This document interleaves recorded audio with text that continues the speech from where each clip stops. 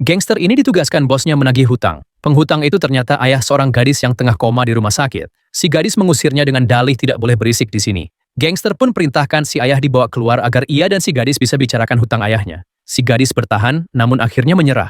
Ia diikat kontrak. Ginjalnya jadi jaminan hutang ayahnya. Sesuatu mengganggu pikiran si gangster. Ia pun mengamati keseharian si gadis yang ternyata hidup sendiri, seorang kasir bank, dan susah payah bayar biaya perawatan ayahnya. Gangster tahu si gadis tak bakal bisa bayar hutang. Ia pun tawari bantuan agar si gadis tak kehilangan ginjalnya. Namun, si gadis yang sudah antipati padanya, menolak dan memakinya. Gangster bingung kenapa niat baiknya malah dihujat si gadis.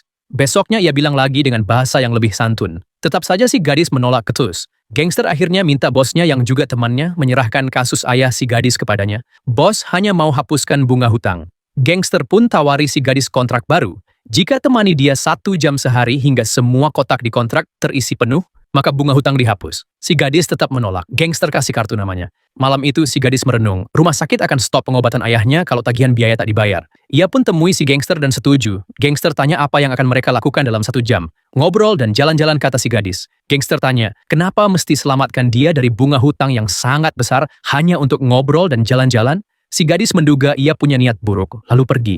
Gangster bingung apa yang salah dengan pertanyaannya. Akhirnya gangster temui si gadis dan bilang setuju ngobrol dan jalan-jalan saja.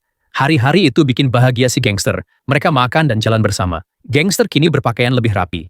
Namun si gadis tak senang. Ia selalu jaga jarak. Makanan kecil dari si gangster pun diam-diam diabaikannya. Suatu hari tak sengaja ia melihat si gangster merawat ayahnya. Hatinya perlahan luluh. Ia mulai tersenyum dan tak lagi jaga jarak. Keduanya mulai akrab. Namun anggota gengnya merusak dagangan di pasar. Gangster marah dan menghajarnya. Si gadis tak melihat utuh. Ia mengira si gangster lah yang merusak dagangan pedagang. Sikap si gadis jadi jutek lagi. Gangster pun tanya kenapa. Gadis tanya dengan ketulus kenapa ia membantunya. Gangster akui karena jatuh cinta padanya. Si gadis sinis tak percaya orang berhati keji bisa jatuh cinta. Ia batalkan kontrak dan akan bayar hutang berikut bunganya. Gangster bingung apa kesalahannya. Hatinya pun sangat hancur.